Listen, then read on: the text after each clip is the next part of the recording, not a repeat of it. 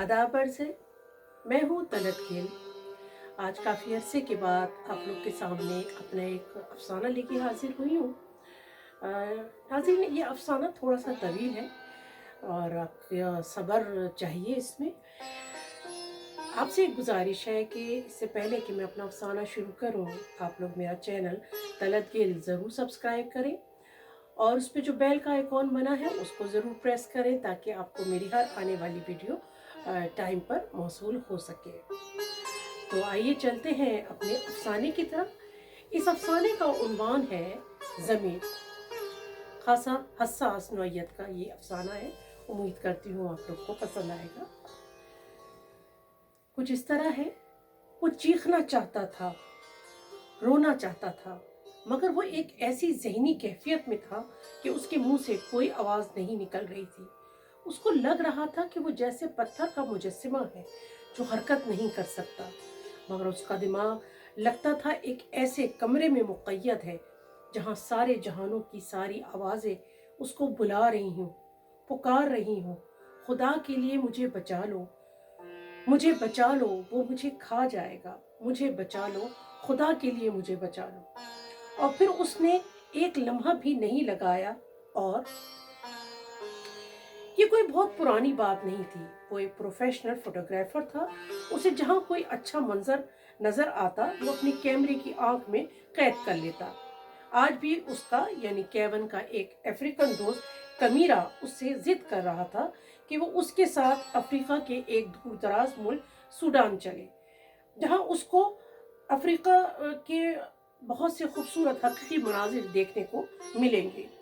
Kevin Marrakesh और मिस्र ज़रूर गया था और इन ममालिक की तारीख और खूबसूरती से बहुत मुतासिर हुआ था, मगर कभी इतने दूर अफ्तादा मुल्क में कभी नहीं गया था।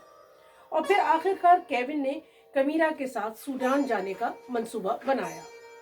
और जब वो सूडान पहुंचे तो केविन हैरान था कि ये मुल्क इसी दुनिया का हिस्सा है। इतनी गुर्बत, इतना अफलास। केविन यहाँ की कयामत खेज गर्मी से लरस गया था कि ये लोग इतनी गर्मी में कैसे जिंदा रहते हैं। वो एक ऐसे मुल्क का बासी था जहाँ शाजो नाजिर ही गर्मी पड़ती थी। उसका दोस्त कमीरा उसको बहुत सी ऐसी जगहों पर लेकर गया जहाँ केविन के मतलब के बहुत से मनाजिर थे। और फिर आखिरकार वो दिन भी आया जब केविन और कमीरा एक ऐसे इलाके में पहुंचे जहाँ गुज़िश्ता 16 बरस से कहत था। केविन ने आज तक सिर्फ कहत का लफ्ज ही सुना था। आज इस गांव में आकर उसको पता चला कि कहत किस बला का नाम है। चमड़े जैसी जिस्म को चिमटी खाल, अंदर को धसी सवाल करती आंखें, भूख से बेहाल, फाके से चिमटे पेट।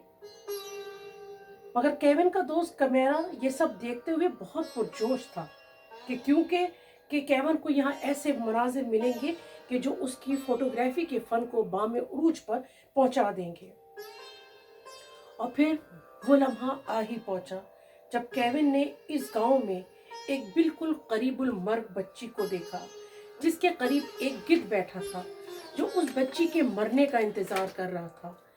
क्योंकि केविन के लिए बतौर फोटोग्राफर ये एक इंतहाई नाकाबिल फरामोश लम्हा था जिसे उसने फौरन अपने कैमरे की आंख में मुक़य्यद कर लिया।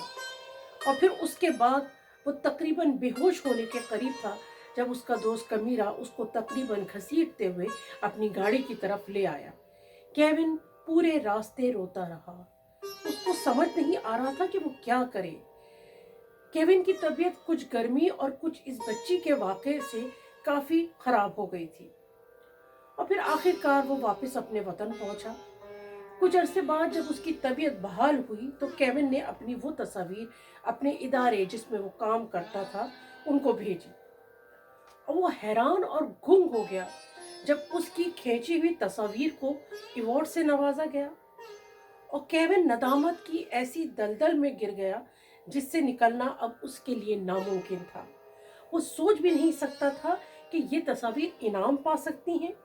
वो तो आज तक उस नदामत से ही नहीं निकल पाया था कि काश वो ये तस्वीर खींचने के बजाय उस पाकीज़दा बच्ची को उसने बचाया होता। مگر آج اس کے پاس اپنے دماغ میں اٹھنے والی ان کربناک آوازوں کو جواب دینے کا راستہ مل گیا، اور اپنے فلیٹ کی 12ویں منزل سے کودتے ہوئے وہ یہی سوچ رہا تھا، اے پیاری بچی، مجھے معاف کر دے، میں تیرا گنہگار۔